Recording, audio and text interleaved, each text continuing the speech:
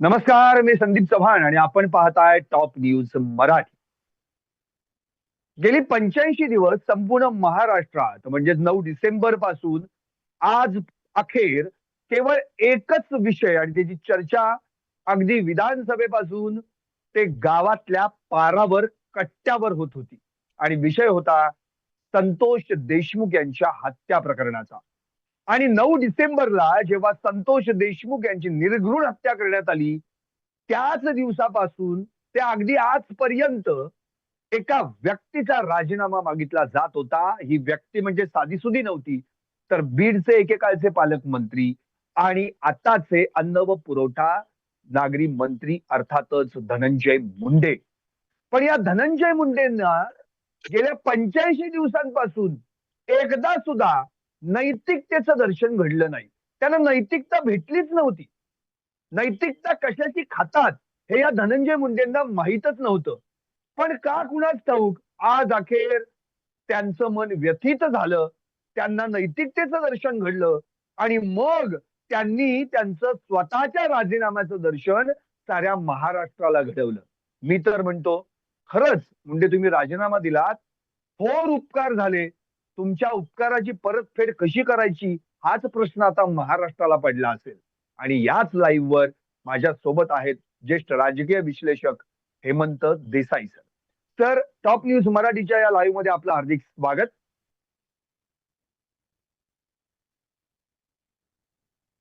Hello sir, आवाज येतोय? हो हो येतोय ना, बोला बोला.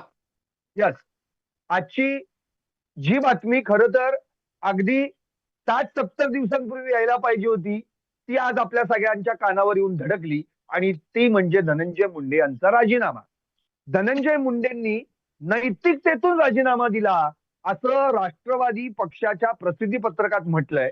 तर तिकडं स्वतः धनंजय मुंडेंनी ट्विट करून दोन कारणं दिली आहेत. पहिलं म्हणजे संतोष देशमुखांना ज्या क्रूर पद्धतीनं मारण्यात आलं त्याचे फोटो बघून माझं मन व्यथित झालं, हे पहिलं कारण. आणि दुसरं म्हणजे मला बेल्स पाल्सी नावाचा आजार झालेला आहे, त्यामुळं वैयक्तिक कारणास्तव किंवा वैद्यकीय कारणास्तव मी राजीनामा देतोय. मला तुम्हाला हाच पहिला प्रश्न विचारायचा आहे, धनंजय मुंडेंना नैतिकता कशाची खातात हे 85 दिवसांनी कळलं असं वाटतंय का? धनंजय मुंडे यांचा नैतिकतेशी सुतराम संबंध कधी झालेला नव्हता. आपण त्यांच्या व्यक्तिगत जीवनाबद्दल जायचं कारण नाही. पण ज्या प्रकारचं त्यांचं जीवन होतं, ज्या प्रकारचं आणि ज्या प्रकारचे प्रवाद होते, त्यामुळे त्यांचा नैतिकतेशी काहीच संबंध नाही. एक स्पष्टपणे सांगायला पाहिजे की व्यक्तिगत जीवनाबद्दल बोलायचं नाही म्हणजे जे गोष्टी सार्वजनिक जीवनात येतात, व्यक्तिगत गोष्टी देखील. उदाहरणार्थ त्यांच्या पत्नीच्या पोटगीचा विषय आलेला आहे कोर्टामध्ये. आता पत्नी आपल्याला दुसरी पत्नी आहे याची कबुली ही त्यांनी नंतर दिली होती. पहिल्या निवडणूक शपथपत्रात नव्हती. जेव्हा त्या गोष्टी बाहेर आल्यानंतर त्यांनी सांगितलं की मी लग्न केलेलं आहे म्हणून. याचा अर्थ त्यांच्यामध्ये प्रामाणिकपणा बिलकुल नाही. आणि जर ही दुसरी पत्नी आपली धर्मपत्नी असेच ते मानत असतील, तर तिला पोटगी जर ती स्वतंत्र राहत असेल, तिला पोटगी तिला मिळवण्याचा अधिकार आहे, त्या विरोधात ते कोर्टात गेलेले आहेत. त्यामुळे यांची नैतिकता किंवा यांचं कशा प्रकारचं एकूण जीवन आहे हे आपल्याला लक्षात येतं. माझा मुद्दा असा आहे की धनंजय मुंडे यांना मंत्रिमंडळातनं गचंडी द्यायलाच पाहिजे होती. मुळातच त्यांना घेताच कामा नये. कारण नागपूर अधिवेशनाच्या वेळी, हिवाळी अधिवेशनात, ज्यावेळी फक्त देवेंद्र फडणवीस आणि 2 उपमुख्यमंत्र्यांचा शपथविधी झाला होता, तेव्हा ते म्हणाले असं होते की आम्ही एक एक माणसं जी निवडणार आहोत मंत्रिपदासाठी, त्याची पूर्ण पार्श्वभूमी आम्ही बघणार आहोत. म्हणजे ज्या प्रकारे खासगी सचिव नेमताना बघणार होते, तसं फडणवीस म्हणाले की तिन्ही पक्षांचे लोक नेते हे आम्ही नीट पडताळणी करणार आहोत आणि मग घेणार. आता कशा प्रकारची पडताळणी त्यांनी केली होती? कुठल्याही नवीन कंपनीत सेवेत कर्मचाऱ्याला घेताना त्याची बॅकग्राऊंड तपासली जाते. पोलिसात, लष्करात कुठेही बॅकग्राऊंड तपासली जाते, खाजगी कंपनीमध्ये सुद्धा. मग धनंजय मुंडे यांची बॅकग्राऊंड यांना माहिती नव्हती का? सगळी माहिती होती बॅकग्राऊंड. देवेंद्र फडणवीस आणि अजितदादा हे त्यांचे घनिष्ठ मित्र आहेत. म्हणजे अत्यंत म्हणजे अगदी जोडी आहे, राम लक्ष्मणाची जोडी. आपण या संदर्भात नाही म्हणायचं, पण अशा प्रकारची जोडी, ती दोघांची जोडी होती, धनंजय आणि देवेंद्र. कारण देवेंद्रांना गोपीनाथ मुंडेंच्या जवळ धनंजय मुंडे यांनी आणलं. भाजप त्यांना जास्त वरचं स्थान देवेंद्रजींना मिळालं किंवा ते वरिष्ठ नेतृत्वाच्या नजरेत बघले, त्याचं माध्यम धनंजय मुंडे होते. त्यामुळे त्यांच्या विरोधात कारवाई करताना यांचं मन कचरत होतं. अजितदादा आणि धनंजय मुंडे हे अनेक उपक्रमात, अनेक उद्योगात हे एकमेकाचे सहकारी राहिलेले आहेत. मी एवढंच तुम्हाला सांगतो. त्यामुळे ज्यावेळी धनंजय मुंडेंच्या बंगल्यामधूनच अजितदादांचं जे सो कॉल्ड पहाटेचं नाही, सकाळी 7 वाजताचं जे बंड झालं, त्या सगळ्या चाव्या ज्या आहेत, त्या धनंजय मुंडे यांच्या बंगल्यावरून ठेवल्या होत्या. यावरून त्यांची जवळीक किती आहे हे लक्षात येतं. आणि आता तर धनंजय आता मुंडे हे नकोसे झाले. एक लक्षात घ्या, हे हा फोटो जे काल फोटो किंवा व्हिडिओ रिलीज झाले, हे यांच्याकडे हा 2.5 महिने होते. त्या देवेंद्र हो फडणवीसांना माहिती होतं आणि खुद्द धनंजय मुंडे म्हणाले, की ते फोटो बघून मी व्यथित झालो. अरे अख्खा महाराष्ट्र व्यथित नाही, संतापलेला आहे हे बघून. आणि हम्म, धनंजय हम्म, मुंडेंना फोटो, व्हिडिओ याची काहीच कल्पना नव्हती इतके दिवस. हम्म, हे काय नाटकं करतायत? म्हणजे ते तर ढोंगी आहेतच, पण माझ्या मते महाढोंगी आहेत ते देवेंद्र फडणवीस. आणि त्यामुळे देवेंद्र फडणवीस यांना याच्यासाठी प्रमुख जबाबदार धरलं पाहिजे. त्याच्यानंतर पाळी येते ही अजितदादांची आणि त्यांचे प्रदेशाध्यक्ष जे आहेत ते सुनील तटकरे यांची. हे सगळे जबाबदार आहेत त्याच्यामध्ये. पंकजाताई मुंडे या सुद्धा मूग घेऊन गप्प बसल्या होत्या, कारण तो आपला भाऊ आहे. जर दुसऱ्या हम्म, पक्षाचा आणि आपला भाऊ नसता तर त्यांनी बोंब मारली असती ना. आणि ते आता हम्म, नैतिकतेच्या गोष्टी करतात पंकजाताई मुंडे. पुण्यात एका वर्तमानपत्रामध्ये एका वर्तमानपत्राला त्यांनी मुलाखत दिलेली आहे. त्या मुलाखतीत ते म्हणतात, की नैतिकता कशी महत्वाची आहे. आणि हम्म, फडणवीस परवा म्हणाले, की नैतिकतेचं अधःपतन झालं असं लक्षात आलं, तर आम्ही राजीनामा घेऊ. हम्म, नैतिकतेचं अधःपतन लक्षात यायला यांना 84-85 दिवस लागले. ही यांची हम्म. नैतिकता आहे. मग यांनी यांचीच नैतिकता खुंटीला बांधून ठेवलेली आहे. यांचंच अधःपतन झालेलं आहे पूर्णपणे. हे आपण लक्षात घेतलं पाहिजे. नक्कीच सर. आणखी एक महत्वाचा मुद्दा, खरं तर 9 डिसेंबरला जेव्हा अशा क्रूर पद्धतीने संतोष देशमुखांची हत्या झाली, संपूर्ण महाराष्ट्रात आउटक्राय, पब्लिक आउटक्राय पाहायला मिळाला. पोस्टमार्टम रिपोर्ट जेव्हा आला, तो रिपोर्ट अख्ख्या महाराष्ट्रानं बघितला, ऐकला, वाचला, त्याच्यावर चर्चा झाली. तर हा रिपोर्ट पाहून महाराष्ट्र हळहळला होता. तेव्हा धनंजय मुंडेंचं मन व्यथित का झालं नाही? ती ती त्यांची नैतिकता ही सिलेक्टिव्ह नैतिकता आहे. आता लक्षात घ्या, की अर्थसंकल्पीय अधिवेशन सुरू झालेलं आहे. त्यांना बजेट पास करून घ्यायचं आहे. कुठल्याही प्रकारचा गोंधळ नको आहे. आणि जेव्हा बजेट सेशन असतं किंवा कुठलंही सेशन, तेव्हा लाईव्ह टेलिकास्ट होत असल्यामुळे हे विरोधी पक्ष त्याच्यावरनं बोंब मारणारच किंवा ते कामकाज होऊ देणार नाही. त्यामुळे यांना राजीनामा त्यांचा घेणं अपरिहार्य होतं. आणि हे त्यांनी, हा जो सगळं वेळापत्रक आहे, हे माझ्या मते हे सगळं ठरवून केलेलं आहे. म्हणजे आधी काय म्हणत होते देवेंद्र फडणवीस, की मी निर्णय घेणार नाही याचा. तो हम्म, अजितदादा हम्म, घेतील. अजितदादा म्हणाले, की मी त्यांच्याकडे सगळे पुरावे पाठवून दिलेत, ते त्यांनी बघावं. आणि अजितदादा हम्म, म्हणाले, की पुरावे नाहीच आहेत त्यांच्या विरोधात हम्म, काही.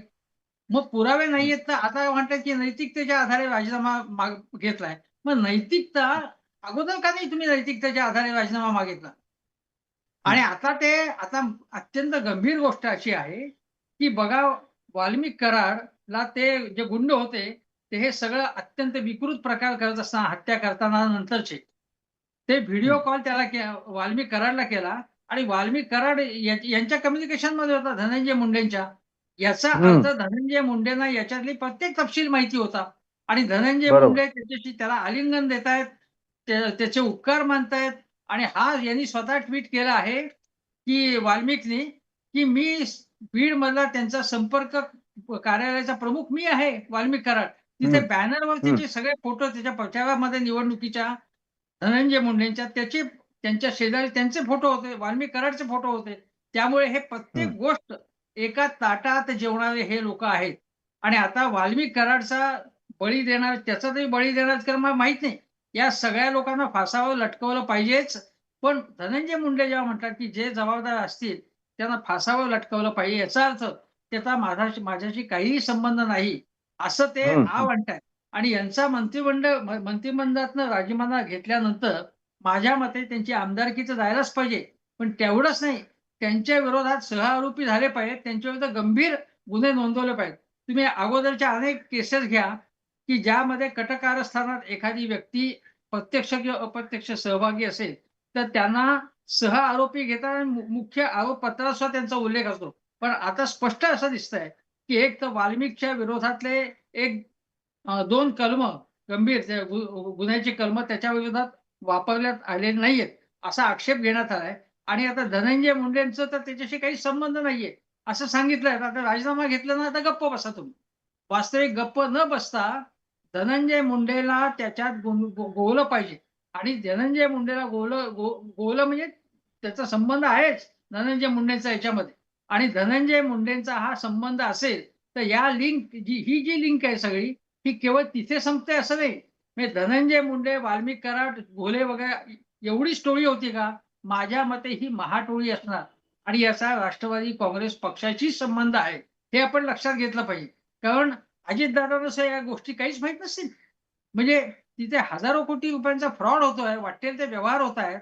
हे ना काहीही माहिती नसेल अजितदादांना. हे अशक्य आहे आणि आणि जर माहीत नसेल, तर ते त्या पदावर राहायला नालायक आहेत. खुद्द देवेंद्र फडणवीसांना याची काहीच कल्पना नसेल गृहमंत्री म्हणून, तर तेही त्या पदावर राहण्यास अपात्र आहेत आणि म्हणून ही लिंक वरपर्यंत गेली पाहिजे असं माझं स्पष्ट मत आहे. नक्कीच सर, कारण की तुम्ही जो मगाशी उल्लेख केला होता, धनंजय मुंडे यांना या प्रकरणामध्ये सहआरोपी करायला हवं. आपल्याला आठवत असेल, जन आक्रोश मोर्चा जो पुण्यामध्ये 5 जानेवारीला निघाला होता, तेव्हा स्वतः सुरेश धस यांनी एक डायरी त्यांच्याकडे मेंटेन केली होती. त्यात त्यांनी वाचून दाखवलं होतं, की सातपुडा बंगला जो आहे धनंजय देशमुखांचा, धनंजय मुंडेंचा माफ करा, तिथून पहिल्यांदा या सगळ्या खंडणीची डील झाली. त्या ठिकाणी बैठका झाल्या. त्याला आवाजा कंपनीचे अधिकारी देखील होते. दस्तूरखुद्द धनंजय मुंडे मंत्री म्हणून ते देखील होते आणि वाल्मिक कराड आणि बाकी सगळे ते चेले चपाटे नितीन बिक्कड. याचा अर्थ तिथपर्यंत अजूनही सीआयडी आणि एसआयटी त्या सातपुड्या बंगल्यापर्यंत का जात नाहीये? तिथून सगळं सीसीटीव्ही फुटेज का गोळा करत नाहीये? याचाच अर्थ कुठे ना कुठेतरी धनंजय मुंडेंना साईड लाईन करून त्यांना वाचवण्याचे प्रयत्न करण्याचं काम देवेंद्र फडणवीस आणि अजित पवार करताना दिसत आहेत. कारण एक गृहमंत्री या नात्यानं हे जे फोटो आज अख्ख्या महाराष्ट्रात व्हायरल झालेले आहेत, ते फोटो गृहमंत्री या नात्यानं त्यांनी कधीच पाहिले असणार आहेत. मग ते पाहिल्यानंतर त्यांना चीड आली नाही का? आणि त्यावेळी त्यांना चीडची चार दिसून आली नाही का? तेव्हा या मुंडेंचा त्यांना राजीनामा घेता आला नसता का? हा प्रश्न आता महाराष्ट्रावर पडला. 100% आपण एक लक्षात घेतलं पाहिजे, की यांची स्ट्रॅटेजी काय आहे ती. सुरेश धस आरोप करतायत. मध्यंतरी धनंजय मुंडेंना ते भेटले, दोनदा भेटले आणि त्याबाबत त्यांनी काही खोटा व्यवहार केला आणि आपलं याच्यामुळे पॉलिटिकल नुकसान होत आहे म्हणून ते आणखीन आवेशाने आणखीन आरोप करतायत. पण सुरेश धस यांचं स्क्रिप्ट जे आहे, त्यांचे सलीम जावेद हे देवेंद्र फडणवीस आहेत त्याप्रमाणे ते करतात. आणि ते आज, काल, परवा सातत्याने काय म्हणतायत, की बघा देवेंद्र फडणवीसांनी किती काम केलंय. आरोपपत्र किती हो. पक्कं केलेलं आहे. चांगल्या प्रकारे आरोपपत्र सारखं आहे. आभार मानतायत सारखे. आभार मानताय सारखे आणि म्हणजे असा गृहमंत्री म्हणजे ते शांतपणे कशा प्रकारे ते काम करतात देवेंद्र फडणवीस असं ते सांगण्याचा प्रयत्न करतात. आणि त्या पलीकडे म्हणजे सुरेश धस आणि देवेंद्र फडणवीस हे एका पद्धतीने सुसूत्र पद्धतीने काम करतात. त्यांचा त्यांचा काय एकूण सगळा डाव याच्यातनं दिसतो आहे तो असा. तो पॉलिटिकल डाव असा आहे, की एकीकडे मनोज जरांगेंना पूर्णपणे चेकमेट करून टाकायचं तिकडे. पंकजा मुंडे आणि धनंजय मुंडे यांचंही नेतृत्व कमी करायचं तिकडे आणि त्याच्याऐवजी अल्टरनेट छोटे-छोटे नेते जे असतील वंजारी समाजाचे किंवा ओबीसीचे हे तयार करायचे. कारण पंकजाताई किंवा धनंजय मुंडे हे त्यांना नको आहेत, आर-एस-एसला नको आहेत, भाजपला नको आहेत. त्याचा पर्याय जर चांगल्या प्रकारे निर्माण धनंजय मुंडे त्यांचे नाहीच आहेत. पण एका समाजाचे आहेत ते आणि त्यामुळे पर्यायी नेतृत्व करण्यासाठी म्हणून यांना ते फिनिश करणार आणि फिनिश करावा अशा प्रकारचं त्यांचं नेतृत्व सुद्धा आहे ना. म्हणजे पंकजाताई हम्म. मुंडे यांनी या संबंधी देखील काढला नाही. आजही त्यांनी त्यांना प्रश्न विचारला, तेव्हा त्या म्हणाल्या, "मी पुण्यात आहेत. मी पुण्यामधल्या स्वारगेटबद्दल मला विचारा. तुम्ही त्याच्याबद्दल काय विचारताय मला?" असं त्या म्हणाल्या. तेव्हा सुरेश धस म्हणाले, की त्यांना परराष्ट्र धोरणाबद्दल जागतिक परराष्ट्र धोरणाचा बोजा त्यांच्या डोक्यावर आहे. त्यांना ट्रम्प आणि बायडेनबद्दल विचारलं पाहिजे. याचा ज्या बीड जिल्ह्यामधल्या त्या लोकप्रतिनिधी आहेत, त्याच्याबद्दल त्या काही बोलायला तयार नाहीत. यांच्यापैकी कोणीही त्यांचे अश्रू पुसायला सुद्धा संतोष देशमुखांच्या फॅमिलीला भेटले नाहीत. जेव्हा भेटायला गेले तेव्हा त्यांना सांगण्यात आलं, की 11 किलोमीटरवरून आम्हाला सांगितलं, की तुम्ही येऊ नका. पण त्यांना येऊ नका असं का सांगण्यात आलं हा विचार केलाय का, की दोन समाजातली भिंत जी असेल, ती भिंत पाडण्याचा आणि एकत्र आणण्याचा समाजाला या या नेत्यांनीच केलं पाहिजे ना काम. त्यांनी रिस्क घेतली पाहिजे. बरोबर. म्हणजे ज्याप्रमाणे हिंदू-मुस्लिम दुही कमी करण्यासाठी महात्मा गांधी, नेहरू डायरेक्ट जायचे ना मॉबमध्ये दंगल शमवण्यासाठी. बरोबर. मग तुम्हाला हे धाडस कसं नाहीये? का तुम्ही कातडी बचाव आहात. तुम्ही नुसते हं, हं. टोमणे मारत होता. तुम्हाला सत्ता नव्हती तोपर्यंत पंकजाताई आणि आपल्या सगळ्या कार्यकर्त्यांना धनंजय मुंडेंच्या विरुद्ध उचकवायचं आणि मग धनंजय मुंडेंनी यांच्या विरुद्ध आरोप करायचे. दोघंही एक झाल्यानंतर त्या दोघांचेही कार्यकर्ते हे पोरके झाले. त्यांना काय करावं कळेना.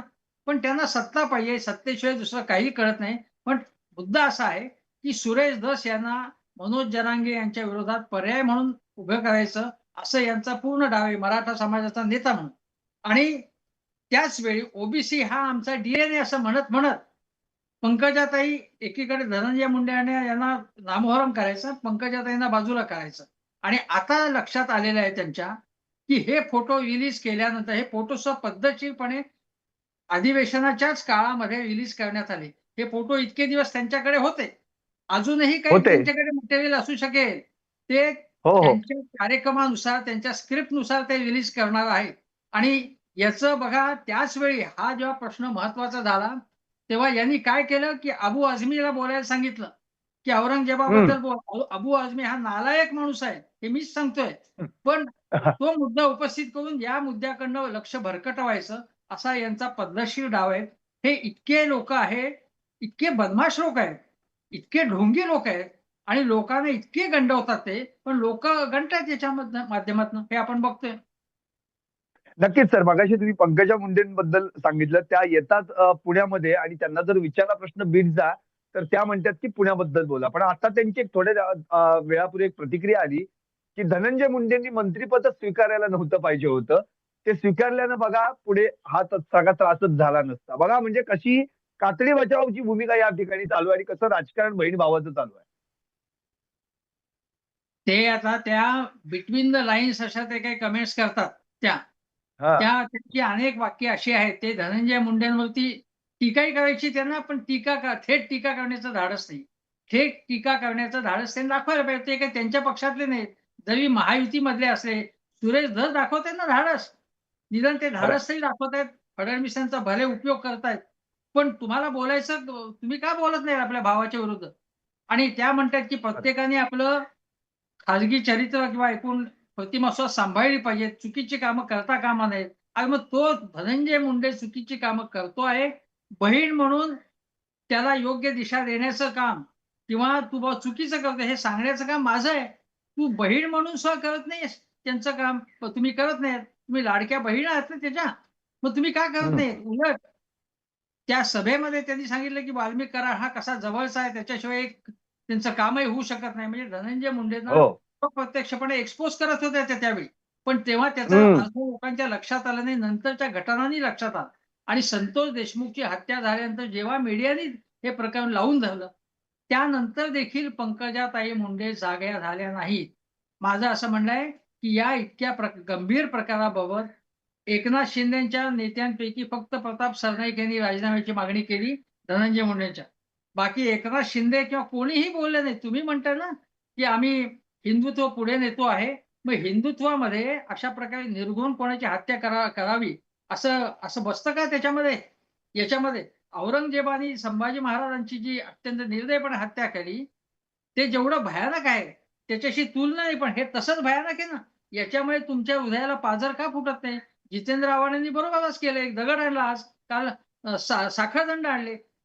या विरोधी पक्षांची ताकद कमी आहे. पण अशा प्रकारे कल्पक विरोध करण्याचं धाडस त्यांनी दाखवलं. पण माझ्या मते विरोधी पक्ष रस्त्यावरती ज्या प्रकारे संघटितपणे महामोर्चा काढायला पाहिजे त्यांनी, काढायला होते अनेक ठिकाणी. मराठा समाजाने काढले. पण विरोधी पक्षांनी ज्या प्रकारे यासंबंधी आंदोलन करायला पाहिजे होतं, इन्क्लुडिंग ठाकरे यांचा पक्ष किंवा शरद पवार यांचा पक्ष. सुप्रियाताई सुद्धा खूप उशिरा तिथे जाऊन पोहोचल्या. आणि एक सांगायचंय, की शरद पवार म्हणाले, की माझी चूकच झाली. मी 3-3दा त्यांना वाचवलं.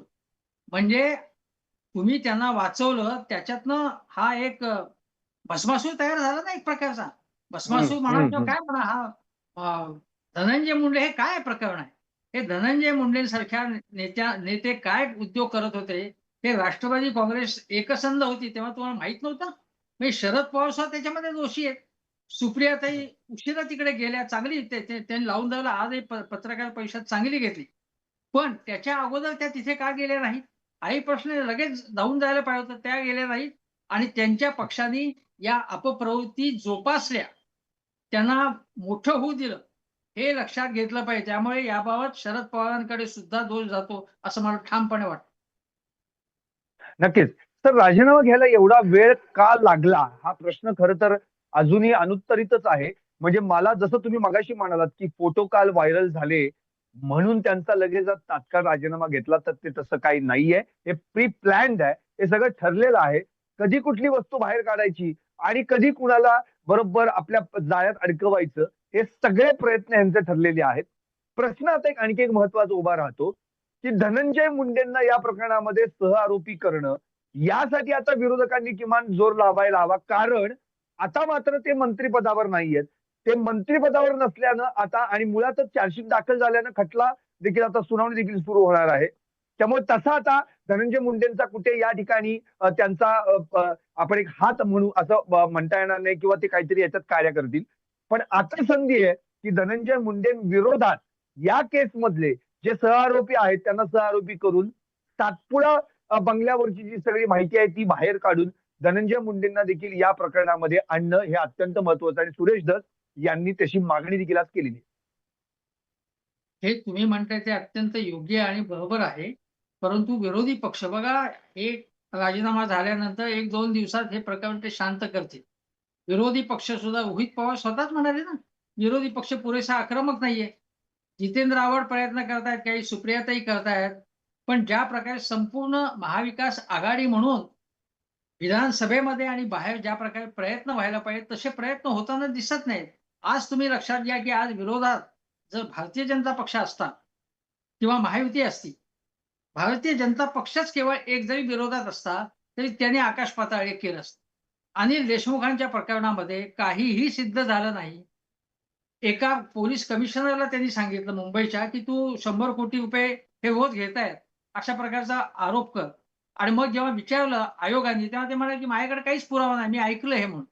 म्हणजे इतका आणि याच्या आधारे त्यांनी पूर्णपणे सभा ताब्यात घेऊन देवेंद्र फडणवीस आणि अनिल देशमुखांचा गेम केला. त्यांना जेलमध्ये टाकलं आणि काहीही सिद्ध झालं नाही. 80-80, 85-85 वेळा रेट टाकला त्यांच्यावरती. म्हणजे हे काय भयंकर आहे ते. आणि मग तुम्ही या प्रकरणामध्ये बघा, पी-एम-एल-एच्या अंडर हे खंडणी प्रकरण येतं ना.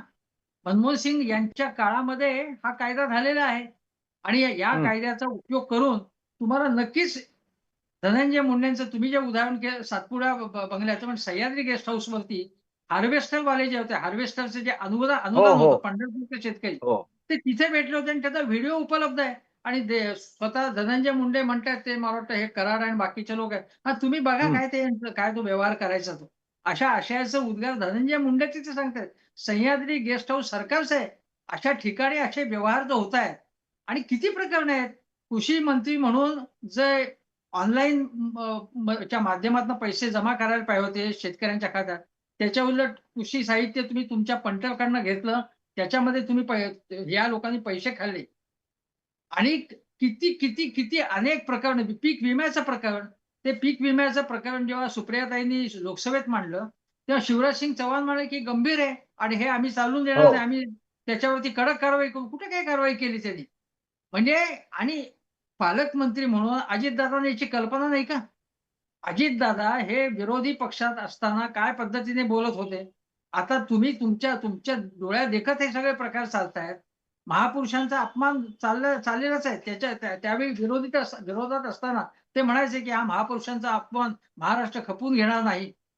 पण आता ते तिथे सरकारमध्ये असं खपवून घेतायत ते सगळं. भ्रष्टाचार खपवून घेणार नाही असं अजितदादा जेव्हा म्हणतात तेव्हा हसू येतं. पण आणि भ्रष्टाचार भरपूर खपवून घेतला त्यांनी. आणि हे जे व्यवहार सगळे कृषी मंत्री म्हणून किंवा सामाजिक न्याय मंत्री म्हणून असताना, त्यावेळी हे धनंजय मुंडे हे सगळं परभारे करत होते का? आज जे देवेंद्र फडणवीस अनेक गोष्टींना स्थगिती आदेश देत आहेत. एकनाथ शिंदे मुख्यमंत्री असताना, तेव्हा हं. तेव्हा सुद्धा देवेंद्र फडणवीस यांच्या ते लक्षात आलं असेल ना, की या ठिकाणी पैसे खाल्ले आता त्या ठिकाणी भ्रष्टाचार होतोय. तेव्हा देवेंद्र फडणवीस शांत का बसले? उपमुख्यमंत्री होते ना ते, गृहमंत्री होते तेव्हा ते. आणि एक बजेटही सादर केलं होतं ते, अर्थमंत्री सुद्धा होते काही काळ. तेव्हा ते गप्प बसले. आणि तेव्हा म्हणत होते, की आम्ही सामान्य माणसाचं कल्याण करतोय म्हणून. आणि सामान्य माणसाचं काय त्यांनी कल्याण करतायत ते दिसलंच आहे आता. निवडणूक जिंकणं याचा अर्थ सामान्य माणसाचं कल्याण करतायत असं नाही. निवडणूक जिंकून आणण्याचं एक सायन्स आहे. त्या सायन्समध्ये त्यांनी मास्टरी काय पी-एच-डी मिळवलेली आहे. त्यामुळे ते निवडणूक जिंकतायत. पण याचा अर्थ लोककल्याणाचं काम चालू आहे असं बिलकुल नाही. इतका तुडुंब भ्रष्टाचार चाललाय आणि केवळ धनंजय संतोष देशमुख नाही. याची सोमनाथची हत्या झाली, महादेव मुंडेंची हत्या झाली आणि बलात्काराची प्रकरणं होत आहेत. अनेक ठिकाणी कोयता गँगची दहशत आहे. कसला कारभार चाललाय हा? हा कारभार म्हणजे पूर्णपणे वाट लागली महाराष्ट्राची. ही वाट लावण्यासाठी हे महायुती जबाबदार आहे. त्यांनी महाराष्ट्राचा खेळखंडोबा करून ठेवलेला आहे आणि याबद्दल जो मध्यमवर्गीय समाज आहे, तो शांत आहे, काही बोलत नाहीत. पुण्या-मुंबईच्या तुम्ही बघा सदाशिव नारायण याच्यातले लोकं जेव्हा तो काँग्रेसचं किंवा उद्धव ठाकरेंचं सरकार असतं, तर बोंब मारली असती त्यांनी, पत्र लिहिली असती वर्तमानपत्रांना, सोशल मीडियावरती ॲक्टिव्ह झाले असते ते. पण आता एवढे इतके द्वेषाने बोलत नाहीत ते. आता साहित्य संमेलनाच्या अध्यक्षा ताराताई भवाळकर असो किंवा अन्य लेखक, त्यांनी सुद्धा आवाज उठवला पाहिजे याच्याबद्दल. लेखक हा हम्म. आसपासच्या परिस्थितीची नोंद घेतो.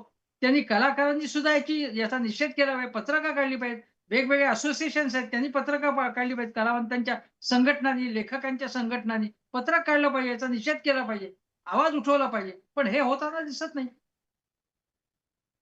खरंय. तर अगदी आता शेवटाकडे आपण येऊयात. म्हणजे मला असं म्हणायचं की धनंजय मुंडे यांचं आता फ्युचर काय असेल? कारण की आता मंत्रिमंडळातून तर त्यांची म्हणजे त्यांना मंत्रिपदावरून बाहेर काढण्यात आलं किंवा त्यांचा राजीनामा घेण्यात आला वगैरे सगळं ठीक आहे. पण आता धनंजय मुंडेंची यापुढची काय भूमिका असणार आहे? कारण की जे मगाशी तुम्ही उल्लेख केलेले आहेत सगळे घोटाळे, भ्रष्टाचार, बीडमधल्या डीपीडीसीचा भ्रष्टाचार असेल, बदली आणि पदोन्नतीमधला घोटाळा, कृषी साहित्य खरेदी घोटाळा, नंतर यंत्र हार्वेस्टर जे ऊस यंत्र हार्वेस्टर जे आहे यंत्र होतं त्यामध्ये देखील अनुदान लाटल्याचा हा सगळा प्रकार आणि आता संतोष देशमुख या प्रकरणामध्ये या मुंडेंनी पोचलेले हे सगळे गुंडे आहेत. या गुंडेंच्या माध्यमातून बीडमध्ये माजलेली दहशत. या सगळ्या अँगलनी जर विचार केला तर केवळ राजीनामा घेतला म्हणजे धनंजय मुंडे धुतल्या तांदळासारखे झाले असं म्हणायचं का? याच्या पुढे सरकारने काहीतरी पावलं उचलली पाहिजेत का नको? नाही, मला असं वाटतं की धनंजय मुंडे तर बॅकफूटवर जातीलच आता. काही काळ त्यांना पूर्णपणे स्वस्थच बसायला लागेल आता. आणि आपल्यावरती आपल्याला या प्रकरणात ओढलं जाऊ नये एवढी ते दक्षता घेण्याचा प्रयत्न आपल्या राजकीय लागेबांधण्यांच्या माध्यमातून करतील. कारण त्यांना भीती आता आहे, की जर त्यांचं नाव याच्यामध्ये गोवलं गेलं, काही शहाणपणाने ते बोलले आणि त्यांचं नाव त्याच्यामध्ये आलं, तर त्यांची पंचाईत होईल. आता लक्षात घ्या, की परवा अजितदादा सुद्धा त्यांच्याकडे न बघता निघून गेले चहापानाच्या कार्यक्रमाच्या हो, वेळी. हो, तेव्हाच लक्षात हो. आलं, की आता काहीतरी बिनसलंय. त्यांच्या पक्षामध्ये सुद्धा त्यांच्या विरोधात लोक आहेत. शिंदे गटाचे लोक आता बोलायला लागलेले आहेत, की हे हो. करणं आवश्यक होतं, पण तो त्यांचा निर्णय पण करणं आवश्यक होतं असं ते म्हणतायत. आणि भारतीय जनता पक्षामध्ये सुरेश धसच नाही केवळ, तर अनेक लोक म्हणतात ही लायबिलिटी म्हणजे झालेली आहे, म्हणजे एकूण मुंडे फॅमिली हीच लायबिलिटी झालेली आहे आपल्याला. कारण हे धंदे हे खूप पूर्वीपासूनचे होते. खरं सांगायचं तर लोक तिकडचे सांगतात, की गोपीनाथ मुंडे हे पर्व सुरू झाल्यापासून, प्रमोद महाजन पर्व सुरू झाल्यापासून बीडमध्ये काय-काय गोष्टी चाललेल्या होत्या, हे लोकं सांगतायत. आता जे लोकं गेलेले आहेत त्यांच्याबद्दल आपण बोलत नाही. पण तरी देखील हे तेव्हापासून या अनेक गोष्टी जे गैरप्रकार वेगवेगळे चाललेले आहेत, ते मी त्यांच्या काळापासून म्हणतो. कारण माझ्याकडे असा पुरावा नाही, की ही गोष्ट त्यांनी केली. त्यांच्या काळापासून तिथे बीडमध्ये मुलीबाळींबद्दल किंवा हे राखेचे किंवा वाळूचे धंदे असतील किंवा जमीन हडप करणं असेल किंवा दादागिरी थेटपणे असेल. 2 वाहनांची टक्कर झाली, तरी देखील जी दादागिरी केली जाते किंवा जर आमच्या समाजातला तो माणूस आहे म्हणून त्याने ट्रॅफिक रूल्स हे केले, तरी तुम्ही जर काही आवाज उठवला पोलिसांनी तर त्याला धरून बदडून काढणं. हे जे आहे ते तेव्हापासून चालत आलेलं आहे. एक प्रकारची दहशतच तिथे बीडमध्ये या मंडळींची होती आणि यासाठी या संपूर्ण एका समाजाला दोषी धरणं चुकीचं आहे आणि त्यामुळे मराठा आणि ओबीसी किंवा मराठा आणि वंजारी समाज यांच्यामधलं आता जे यांच्यामध्ये एक जो गैरसमज निर्माण झालाय तो गैरसमज दूर करणं, ती दरी साधणं हे आता महत्वाचं काम आहे. धनंजय मुंडेंचं काय होतं? कारण धनंजय मुंडेंचा अल्पकालीन राजकीय भवितव्य तर नाहीच. पण आपल्याकडे कुठलंही प्रकरण असेल ते काही महिन्यानंतर शांत होतं, थंड होतं आणि नवीन पुन्हा 6 महिन्यांनी धनंजय मुंडे कदाचित नैतिकतेवरती प्रवचनं द्यायला सुरुवात करू शकतील आणि लोकं डोलायला लागतील. हे सांगता येत नाही. आपल्याकडे लोकं पटकन विसरतात एका. पण धनंजय मुंडे यांचं जर प्रकरणात नाव आलं तर त्यांची आमदारकी सुद्धा जाईल.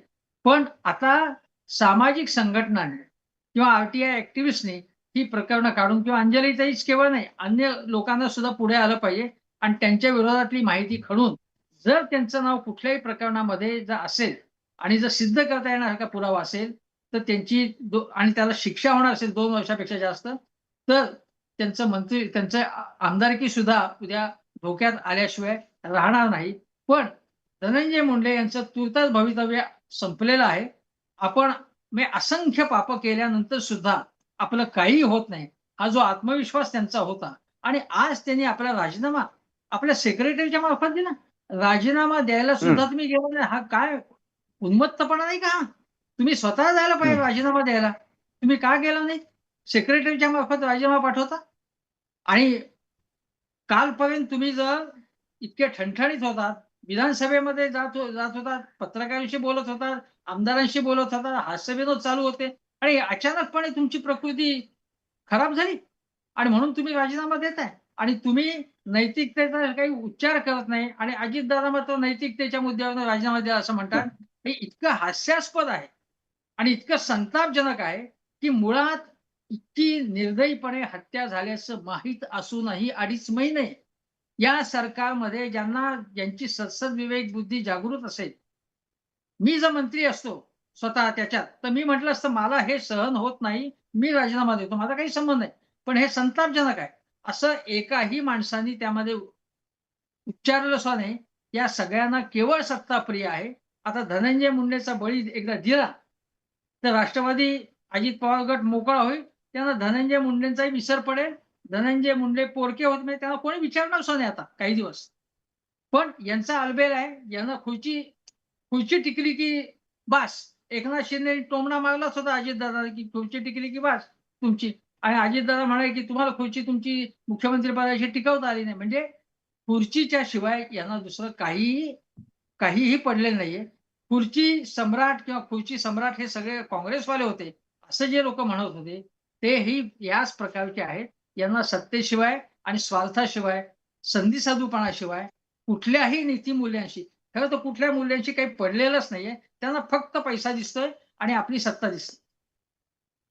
नक्कीच सर. अगदी खूप खूप धन्यवाद. तुम्ही टॉप न्यूज मराठीच्या माध्यमातून आमच्या सगळ्या प्रेक्षकांशी संवाद साधलात आणि जे धनंजय मुंडेंचं राजीनामा प्रकरण कसं नैतिकतेच्या आधारावर आहे असं जे बिंबवलं गेलं, हे सगळं कसं धादांत खोटं आहे.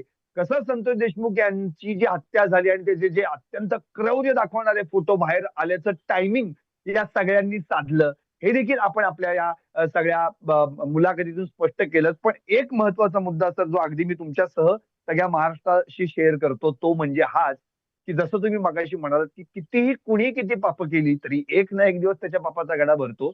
आज त्या वाल्मिकांना सुद्धा असं वाटत होतं, की माझ्यावरचा आका माझ्यासोबत आहे. मला काय फरक पडत नाही. काय वाटेल ते मी करू शकतो. आणि ते त्यांनी केलं. पण शेवटी काय झालं आपण बघितलं. त्याच्या पापाचा घडा भरला. आता त्याचा वाल्याचा वाल्मिक करायला कोणीही तिथे शिल्लक नाही. तो वाल्या आहे आणि तो फासाच्या जोरापर्यंत जाणार. आणि आज त्याचा आका जो ज्याला असं वाटत होतं, की अख्खं मंत्रिमंडळ म्हणजे मीच आहे आणि मला कोणीच हात लावू शकत नाही. तर तोही आज भ्रमनिरास का होईना, पण धनंजय मुंडेंचा झालाय. आता राहिला मुद्दा धनंजय मुंडेंच्या पुढच्या भवितव्याचा, राजकीय भवितव्याचा. आता त्या बाबतीत नेमकं काय केलं जातं, की या प्रकरणामध्ये आणि बाकीचे जे सगळे घोटाळे, भ्रष्टाचार त्यांनी कृषी मंत्री असताना केलेले आहेत, त्यात देखील ते आरोपी होत आहेत. हे बघणं आता महत्वाचं ठरणार आहे. पाहत राहा टॉप न्यूज मराठी, आपला महाराष्ट्र, आपली बात.